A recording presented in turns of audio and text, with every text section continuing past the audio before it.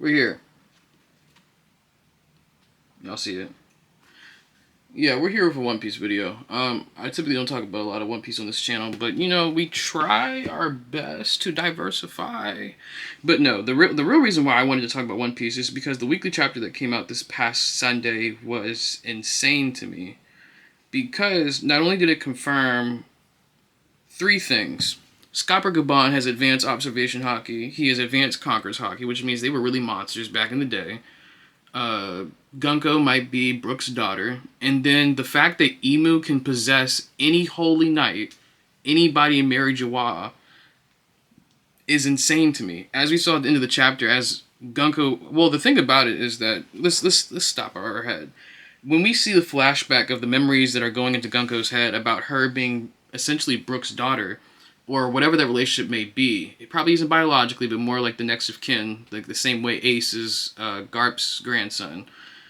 The same manner of that. So it might be one of those things where it's the same relationship, maybe not be by blood, but while she's remembering this and she's not even aware of the memories herself, that is when Emu chooses to take over her body to basically power lift whatever she wants to do after that in the next chapter. But one thing I realized during this chapter is that a lot of the Holy Knights, or at least a lot of the world government, whether it be the Gorosei, the Holy Knights, anyone that Emu has a direct influence over or maybe bestowed powers upon, it seems that Emu can basically wipe memories clean, take over the body, and bestow powers as well as take them away, as we saw with Saturn.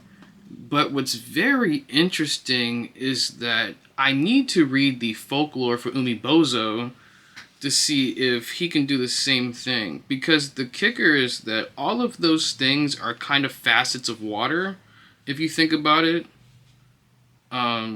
Because it's a humanoid yokai sea spirit, or like a sea monk. If anything, if Emu, let's say, for example, has a water logia, right, with special capabilities. If the ability is to bestow powers through water, or like water birth, or like being able to control the body, kind of like blood bending in a sense, from long range, or I wonder how this application works. Because it leads me to believe that this can't be a devil fruit ability because of the way it works, but we don't know. We know nothing at all. And that's the thing that makes it crazy, is because it could be many things because of that fact alone.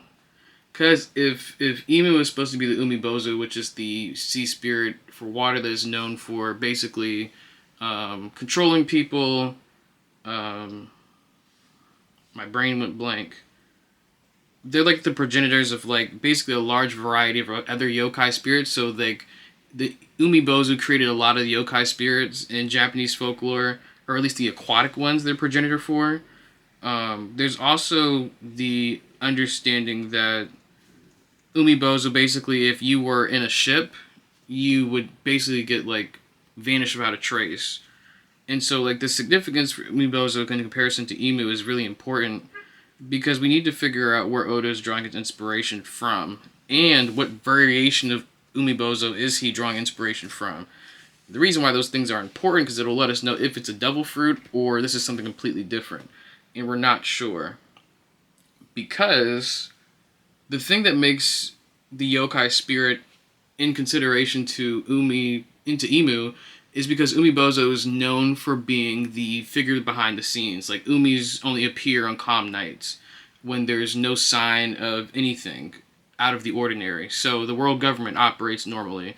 The waves, the weather whip up into furious fashion. Like, there's typically a titanic creature for the Umibozo in normal circumstances. So it's like, even when we see the appearances of Emu, he's a normal person. Just a normal person wandering through a butterfly-filled land, or just sitting on the throne, like just casually walking by. When things are not out of the ordinary. It's interesting how those facets play into One Piece. And so what I think about is, how is Oda going to utilize this when it comes to the ability to control other people and bestow upon them powers? And that's something I have no knowledge of. And so what we're going to segue to is, are all the Holy Knights, well, at least some of them, held captive? Gunko is clearly an example of a Holy Knight who clearly does not know her background, where she's from, her history, because those memories would not be a surprise to her if she knew who she was. And so what that factors in is that there are some Holy Knights who were there free of will. I think the guy who has the thorn fruit, free of will, I think he definitely just chose to be there just because. But I think characters like Gunko, or even, Shanks' twin could be on that list too, depending what memories he has. And so it's very important that these distinctions are made, because for One Piece, it changes a lot what the story could be. For all we know, we can just assume that these are non-devil fruit related things. That's as far as we know. In theory, that's all we have to go off of. It's either a devil fruit or it's not. It's a yes or no. But the more facets that Oda adds, the more it convolutes things. So now we're not sure what anything is. And me personally, I'm not sure at all. But with all the Gunko stuff going on, it lets me realize that some of these Holy Knights are probably not under... They probably have no free will. And so to add more, like they were adding the giants to the army of the world government, how the world government is basically a sea of flames right now, they're just adding mindless soldiers because Imu can take over the bodies of those, bestow powers. So they're giving themselves mini Holy Knights, basically. They're shacking up and getting themselves an army full of people that Imu can control. And so, with that being said, it would make sense, in my opinion, because Umibozos can split off, they can branch off. If Imu can take, like, maybe cut off a finger, because it's going to be like water, essentially, drop it into somebody's, in their mouth or whatever, and now he's able to possess that body and bestow powers upon it.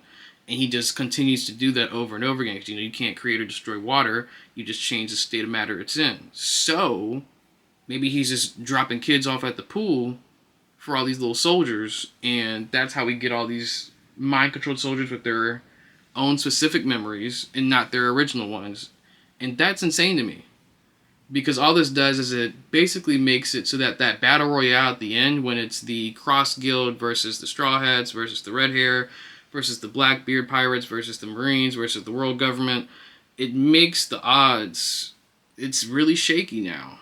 And it's going to be really chaotic. I don't think there's any 1v1s that we could do in that environment unless it's being forced. Like, obviously we need Blackbeard Luffy. Obviously we need Blackbeard Shanks. We obviously need Shiryu Zoro. We obviously need Bogard and Zoro. Or Mihawk Shanks. Or Mihawk Shanks' brother. Or Mihawk and Bogard. Like, just insert any combination of 1v1s that we might need to see, but we may not get them in the traditional 1v1 fashion. There may not be enough time to have these 1v1s. So people are probably just fighting for their life, or at least that's what I think. But that's been the One Piece chapter. I don't know. Those are my theories. I don't know what your theories are, but if you do have theories, put them in the comment section down below. If you do like what you see, click the like button. If you don't, okay, click off. But y'all go touch grass. Y'all be easy. Peace.